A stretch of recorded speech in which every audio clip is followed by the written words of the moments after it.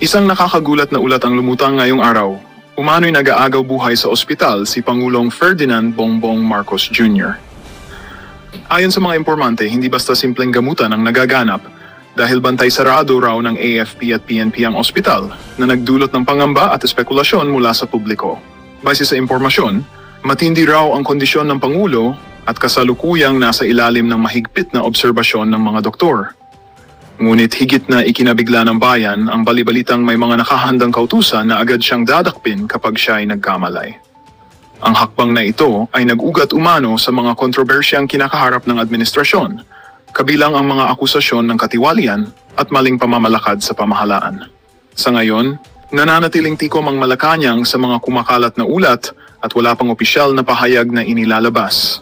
Gayunpaman, patuloy na nagiging mainit na usapin sa taong bayan ang posibilidad ng isang malaking pagbabago sa pamahalaan sakaling magkatoo ang mga balitang ito.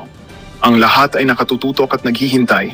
Ano nga ba ang tunay na lagay ni PBBM at ano ang mangyayari kung siya'y magkamalay?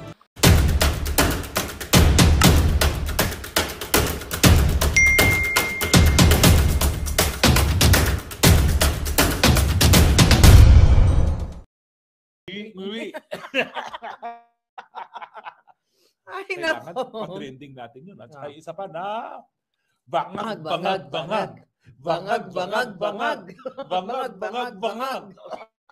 Ayun, inubukan na. Kailangan makilala. Kinakarma na tayo. Makilala ang pangatlong people para sa bangag, bangag, bangag. Lala, nababalo ko na ako dito.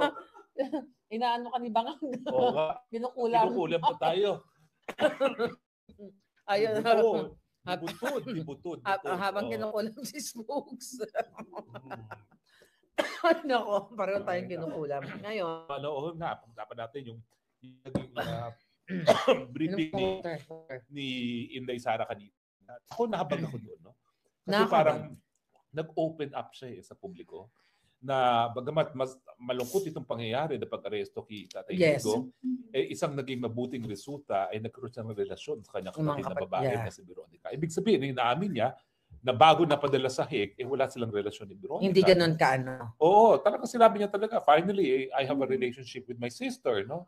So ako naman, talagang maybe God works in miraculous ways, mysterious ways. No? Na, sabi niya, hindi po pwede na hindi kayo buong bilang pamilya at kinailangan na magkaroon ng ganitong mangyayari para magkaroon ka ng relasyon sa mga kapatid mo. No? At mukhang ang sabi nga nila ni Kitty naman kanina, nagkakaisa na yung buong pamilya.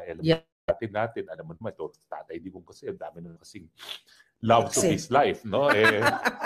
Ngayon, all the loves of his life ay nagkakaisa na ngayon. No? So wala nang hidwaan. Nagkakaisa sa suporta kay Tatay Digong. So sa akin, hindi naman dapat sinabi na ni BP Sara yun, pero nakikita mo na totoong-totoo si Inday Sara, na talagang inamin niya na before itong trahedyang ito, meron talaga silang distance ni PRD. Yeah. Kasi nagkaroon siya ng moment with PRD namin. Ako miski nagtatrabaho na ako spokesperson, hindi ko naman alam talaga kung anong anyo na kanilang relasyon. Pero nanggaling na mismo kay Inday Sara. No? Hindi lang siya nagkaroon ng relasyon kay Veronica, nagkaroon din siya talagang mabuting relasyon sa tatay niya. No? Na hindi niya ever na-experience bago itong pangyayari ito. So kung siguro may magandang naidulot nga yung pag-kidnap kay PRD ng mga Bangag, eto yung naging closer sila. At not only that, yung mga Filipinos all over the world nag-gain ng friends, di ba? Yung community laging naging stronger, yung mga sama, nakikita mo naman kanina doon. Sa relation ng magkapatid, alam mo, mararamdaman mo kasi talagang up close kami ni Spokes, yung talagang yung sister bonding, ang sweet nga di ba? Ang sweet nilang dalawa na parang talagang talagang silang mag-ate, pero yun nga lang, nagkaroon sila ngayon ng chance na talagang malapit sa isa't isa. At yun ang pinaka maganda, Spokes. Kasi naman si Inday Sara lumaki 2 barako, no? Yun nga. Siguro nakipag-upakan pa siya dun sa dalawa niyang lalaking mga barako, no? Finally, meron siyang babaeng kapatid na pwede rin niya api-apihin. Sabi nga niya, may papagalitan na siyang sister. May papagalitan na akong sister. Dati, nakipag-upakan siya sa mga barako niya mga kapatid. Siguro, ngayon, ngayon, meron siyang papagalitan hindi ng kasi baby yung sister. yung panahon namin, ganun talaga eh. Yun Sa mga kapatid. Makipag-away. O kasi Okay, mga malalaki dito. Hi, Gracia, ha? Yung mga upak mo sa akin, ha? Huwag mo kakalimutan yan. Kapatid ko po si Gracia. I love you, sister. Inupakan ka ba nun? Ay, inupakan yan. Oh. Butter.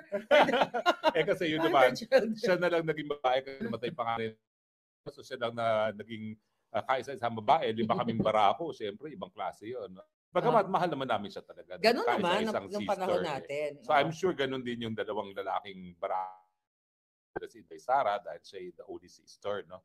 Pero kaya naman, astig yun. Walang choice si Inday Sara kundi maging astig. Kasi nga kasama niya, bumbuhay niya, 2 brako, no? So ngayon, sweet na sweet sila na kanyang little sister. Little sister, oo. At pareho silang maalindog. Maalindog. At pareho sila talagang wow. Wow, at saka strong personalities talaga. Strong personality. Nga. Pero folks, eto na nga, diba nandoon tayong dalawa. So na-witness natin kung ano yung mga, mga questions doon. So recently may nagtag sa akin, itong radio, may nagsend sa akin, na ang sinasabi doon, may tinanong ko kasi si Inday Sara, gusto ko lang linawin. Narinig mo yun? Sabi ko, Inday Sara, sinisi ka ba? Sabi ko, muli. Sabi ko nga, muli eh. Kasi syempre, yung nangyari na nagpabudol siya kay Bangag, pareho tayo. So ang question ko doon, folks, so matatandaan mo, sabi ko, VP Sara, sinisi ka ba ni PRRD na yung reason kung bakit nandoon siya sa loob ngayon dahil sa'yo, yun ang minimin ko is nakipag-tandem siya kay Bangag. Kasi nasabi naman nung Bombo Radio, kayo Bombo Radio, kaya kayo namumura ng Jutang Ginina. Kasi nagdanakaw na nga lang kayo ng clips, nagsisinungaling pa kayo. Ang sinasabi nyo na pinahiya ni Inday Sara o napahiya ang vlogger. Ano sa napahiya doon? Wala pong pahiya. Ang sabi talaga niya, ay wala namang gano'n, wala namang pagsisisi. Yes. Sinasabi niya, make your own history. Yeah. Ako naman, dahil ako'y dalawa, alam ko ayaw na ayaw ni PRRD na makipag-partner siya tandem kay Marcos Jr., no? Pero ano magagawa niya? Talaga namang abogada yung kanyang anak, no? At saka astig din, no? Pag hindi pumayag yung isa, hindi niya mapipilit, no? So, talaga naman pong wala namang mali siya doon sa sagot ni Inday Sara. At saka sa tanong. Yeah, at saka sa tanong. Bombo Radio Coronadal. Panoorin, tila pinahiya ni VP Sara Duterte ang isang vlogger sa maling impormasyon na nakalap niya na siya ang sinisisi ng ama. Kaya ito nakulong.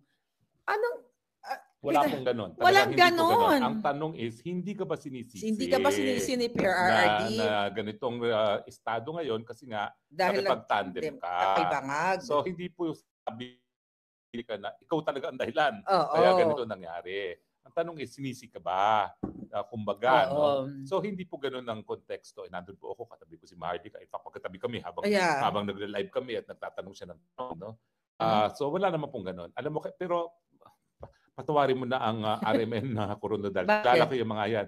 Nung Maguindanao Massacre, kakampi sa amin yan dahil yung pag-cover namin dun sa pagpatay ng 58 victims sa Maguindanao Massacre victims. No? Okay. So tingin ko, dahil nga wala silang reporter dito, baka mamaya nakuha lang nila sa secondary source at hindi napanood yung buong clip. So next time po, panuorin na lang natin yung buong clip. Wag ganon media. At saka sisingilin ko kayo, Bombo Radio Coronadal, ng aking PR fee dahil talaga pinapakupa ko ang buwisit sa inyo ni Mahardika. Yeah. No, kasi kung nakita nyo naman, nakipag-friendship naman ako sa mga mainstream media dahil din naman, ako naman kasi hindi ko talaga sila ituturing na kaaway personally. Yun nga lang, kapag may mga mali sila, talagang dapat nating boljakin. Nakita nyo naman si Maris Umali. Actually, meron pa tayong mga i-review doon na pag-us. Pero wag lang ngayon, kasi we have to verify. And, okay. Sinasabi ko, BFF na kami ni Marisa, wag tayong mga away or something. Candidly yun eh. I mean, yung iba kasi binibigyan ng twist. I was joking sa harap ng mga talaga kami BFF na literal. Hindi ka kami nagte-text, hindi kami nag-uusap or something. Kaya lang yun yung initial reaction ko dahil nga gusto nating pahupain yung tension both parties. Kasi kung makikita mo yung spokes, di ba, yung iba nagagalit. Kinukuyog si Maris Umali. Kinukuyog siya talaga.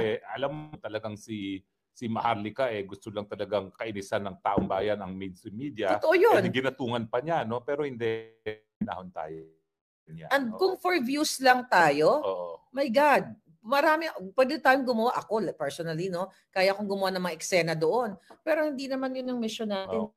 There para kay PRRD. So again, Bombo Radio, dahil pinakiusap kayo ni Smokes Roque, hindi ko na kayo i-jujutang ginin.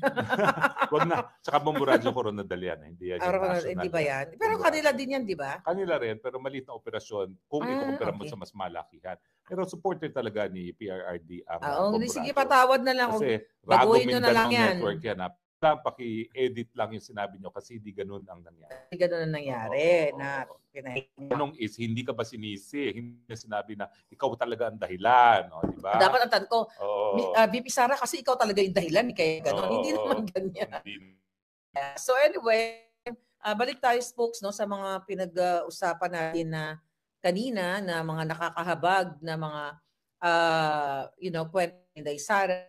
Ano yung ano sa'yo doon, tumatak sa mga sagot ni Inday? Yung pag-aamin niya, na bago itong trahedyang to, wala siyang relasyon kay Veronica. So talagang, to me, akala ko naman dahil kahit paano, kahit ibang nanay, no, meron talaga silang relasyon. No? Pero mukhang ang pagdinig ko sa kanya is until nangyari ito, wala silang relasyon. At nagkaroon lang talaga ng baby sister nung nangyari ito at kailangan nilang magkaisa para sa kanyang ama. So sa akin, yung the fact that she opened up to the public tungkol dyan, yun yung touching Para kasing tinuring na niya yung bahagi na ng pamilya niya. At, sabi kasi very personal yun. Very personal na yan. No? Kaya sabi ko, karapat-dapat talagang maging presidente ito. Kasi presidente ngayon, wala namang ginawa. Kundi,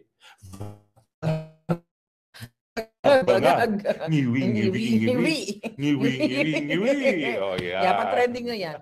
And also, alam mo, natuwa ako doon, yung unang salvo pa lang ng mga tanungan, no? Yung tungkol kay, yung sabi niya, tanong natin kung ano yung nag-transpire sa loob. Sabi niya, ito lang yung boyfriend. Ito, tinatanong ko sa boyfriend niya. Alam mo, si Inday Sara, very candid talaga. Remember yung isang visit naman niya, ano pinag-usapan niyo doon? Mga girlfriend. Ngayon naman, boyfriend ni Kitty. Which is, alam mo yun, nakakatawa. Tapos medyo nag-blush talaga si Kitty. Siguro na nagulat bata. Kasi naman sa ganda naman niya, talaga naman magiging protective father ako. Ako tatay ni Kitty. Huwag kayong magkakamali. So, yun. At talagang at least araw-araw, and every time na magpunta si Vice President doon, talagang hindi niya nakakalimutan na mag-spend ng time sa mga Filipino na bumibisita doon. Yun ang pinakamaganda sa kanya. Talagang kahit na nagmamadali na siya, may meeting na pansin kanina. May meeting siya ng 4:30. 5 na yun Pinagbigyan pa talaga niya. So, ano yung tinanong mo kanina na wala ako sa May tinanong ka kanina sa kanya. Sa amin na muna yun. Tsaka na tayo magkakaroon ng public yun. Ang public yun during the live. Yung dalawang lalaki bibisita. Kasi sabi ko, yung dalawang babae nagpapalitan.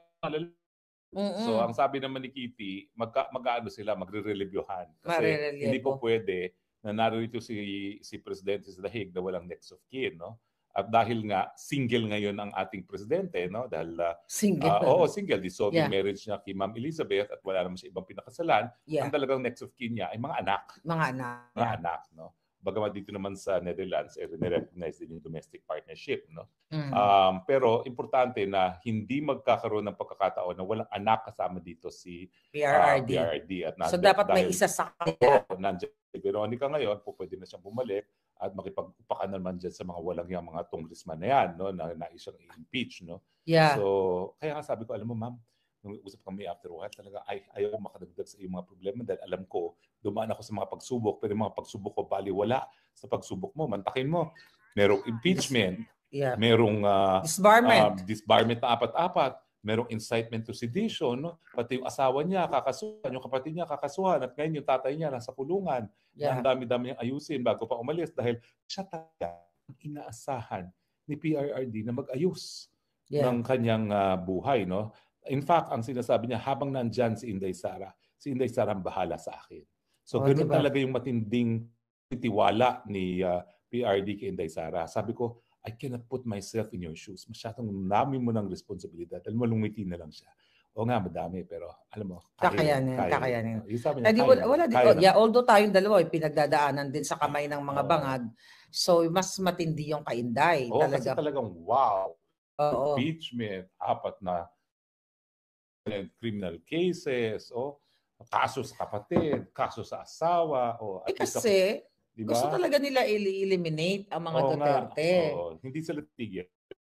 Titigilan mga kababayan. Kaya hindi rin tayo tumigil dapat. Kaya ako, inaasahan ko talagang tuloy-tuloy silang pupulbusin din ako. No? Pero it is my honor na ako Duterte. At talagang hindi po ako bibitiw. Ngayon pa ba ako bibitiw? Alam ko naman kung anong katotohanan. No? So it is an honor. So kahit ano bang gawin nila, I make no regrets. I have no regrets na ganito po kung Duterte dahil ako sigurado mas malaking kabutihan ang ginawa at ni Duterte sa Pilipinas administrasyon ngayon. Yeah, kaya talagang dapat hindi rin tayo tumigil sa pag-support talaga sa pamilyang Duterte. So, ayun lang yung mga questions kanina, it's more on talaga yung very honest yung mga sagot ni Inday Sara at syempre hope pa rin natin wish natin na mapauwi na nga yung Pangulong Duterte. So, kaon pa Presidente Duterte kaysa sa atin. Tatay, hindi ko kami iwan dito. Pumasok kami rito para kasama ka, iwan mo kami. Alam mo, actually kanina nung nandun ako, Spokes, iniisip ko talaga, sabi ko, what if kaya kung mag-break ako ng something dito? Para na makapasok, makulog na sa loob. As long as doon ako ikukulog sa loob. Paano pala ako? Hindi ka doon. Yun na nga ang problema. Kasi Hilton of reasons yun Paano ako hindi ka mag-qualify doon? Ayun na nga. Kaya sabi ko, what if kaya mag-break ako ng something dito dyan pupunta ako or whatsoever para lang magpakulong ako. Yan, tama ka. But for sure, hindi naman ako ikukulong doon. Kaya change. Oo nga, anyway, hindi na. Mahal ka namin, antayin ka na namin lumabas. Hindi na kami papasok dyan. Hindi na kami papasok dyan. Pero di ba naisip mo ba? marami doon kanina. Kasi nakakawa, wala ko usap si Presidente Duterte. Alam mo naman mga nakakulong doon, mga ibang lahi, mga Africans. Sabi nito. Sagutin ko kaya sa Bisaya yan. Oo. So yun yung mga tinitingnan natin but imposible yan. Pero ngayon, ang support lang talaga natin wag tayong tumigil sa pag protest, peaceful protest kasi talagang uubusin tayo. Not lang kami. Kayo lahat na mga kritiko. Kaya talagang dapat tuloy-tuloy ating paninindigan. Nga 'di ba, Spokes? So kanina, I think your interview or sa iyong vlog, may binabanggit ka, pwede talagang managot itong mga maestrado dito sa ICC. Kasi nga, ang sabi ko, ang krimen na nagawa nung kinidnap nila si Presidente, yan ang arbitrary detention. Bakit? Gawain ng taong gobyerno. Meron silang inaresto at pinakait ng kalayaan. At ito ay walang legal na basihan. At lahat elementary yan, nandun sila yung mga police, tore, presidente, mga members, at sila nagdetina, talagang hindi nila presidente sa airport, dinala na sa Villamor. At syempre, ito ay walang legal na basihan kasi nga yung warrant of arrest, hindi pa naman humihingi ng pagtutulungan ang ICC sa... Sabi ko, kung itong mga bagay-bagay na ito ay nailabas na sa mga maestrado ng ICC at hindi pa rin magdeklara na walang jurisdiction, di kasama na sa kontsabahan ng arbitrary detention ng mga maestrado ng ICC. Yeah. Pero premature pa kasi ngayon, bibigyan pa ng sahaing ebidensya na talagang illegal yung pag-aaresto. So kapag sila ay talagang sasabihin na main pa, wala kami pakialam, mali namin kung paano siya na-aresto, ayun, magkakaroon silang pananagutan sang-ayon sa batas ng Pilipinas. Also for arbitrary detention kasi paghuli kay Presidente mismo, walang legal na basihan dahil hindi nga nasunod yung proseso na nakasaad mismo sa Rome na siyang bumuo at nagbigay ng kapangyarihan sa ICC para maglitis ng ganitong mga kaso. Yeah. Spokes, napag-usapan natin kanina, nandun tayo sa ICC na posible mag-file ng motion to dismiss, 'di ba, ang ating kampo. So let's say for example, nag-file tayo today. Usually mga ilang days ba yan magtatakbo yung klaseng motion? Walang time frames unlike sa ating hukuman na may within 90 days, no, kailangan ma-resolve ang mga pending resolutions, no. Dapat tayo magkatay ng confirmation hearing sa Setyembre. Kasi yung argumento na walang jurisdiction ng hukuman dahil sa illegal yung pamamaraan ng pag-aresto at saka wala naman talagang jurisdiction dahil bumitiw na tayo at nagsimula ang preliminary investigation sa ikalawang taon, no. Sabi ng Rome Statute, sa loob ng dapat ng 1 taon lamang na magsisimula na yung preliminary investigation, otherwise wala ng jurisdiction.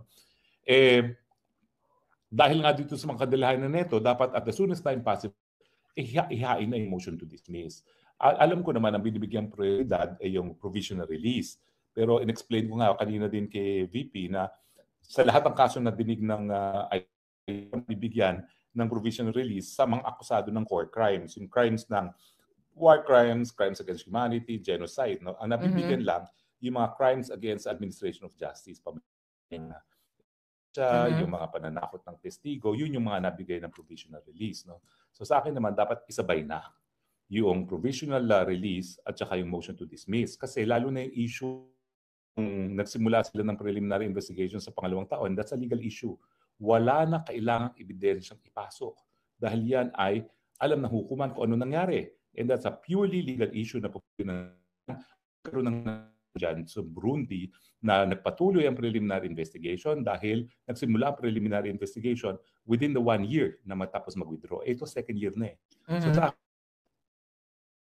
isubmit na yung issue ng jurisdiction na sa ganoon, makauwi na ng lalong mabilis na panahon ang presidente. Now, hindi po ito pwedeng akusahan ni Kaufman ako'y naghimasok kasi hindi nga ako abogado.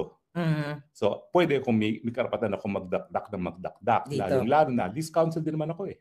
Diba? Pareho naman ang least counsel ng ICC. No? At sa akin lang, ako Pilipino, kaya alam ko ang ugali ni Presidente Duterte na talagang hindi po yan tatagal sa kulungan. Hindi siya may magkakasakit, kundi sa sama ng loob. Na talagang ayaw niya na husgahan siya ng dayuhan. Kaya sa lalong mabilis sa panahon, iuwi na. Itagaan niyo po yan sa bato. Kung may mangyari kay Presidente, hindi dahil sa sakit, dahil po sa sama ng loob, na yung pinakaayaw niya na huhusgahan ng mga dayuhan at siya lilitisin hindi sa Pilipinas. No? Mas gugustuhin po niya pumanaw na kaysa matuloy ang prosesong yan. Yan po talaga ang pagkakakilala ko. Kaya the soonest time possible na motion to dismiss, dapat gawin na yan. So speaking of pagkakilala mo kay Smokes, napag-usapan niyo bang dalawa itong sa ICC? Local? Yes. Yeah. In fact, nagsimula po yan 2018. Kasi nagsimula naman lahat ito. May isang Harvard professor na nagsulat na dapat malitis si President. Karoon na ng tinatawag na preliminary examination. Yung preliminary examination, hindi pa yan stage ng hukuman. Kasi prosecutor lang involved dyan. No? At ako nga spokesperson doon, na nagtulong na maging miyembro tayo ng ICC, mukhang linalabag ng prosecutor yung dahilan kung bakit tayo pumayag na maging kasapi ng ICC. Pumayag lang naman tayo dahil kinakailangan court of last resort ang ICC. Kinakailangan, pag hindi gumagana ang gobyerno, walang hukuman na gustong maglitis ng mga ganitong karumalduman na krimen, meron pa rin maglilitis. No? Pero nangyari nga doon, nagdeklara yung prosecutor na magsisimula siya ng preliminary examination, hindi preliminary investigation po. No? Magandang balita ang hatid namin sa inyo ngayong araw. Sa pagtatapos ng aming balitaan, nagbigay kami ng mga mahalagang impormasyon.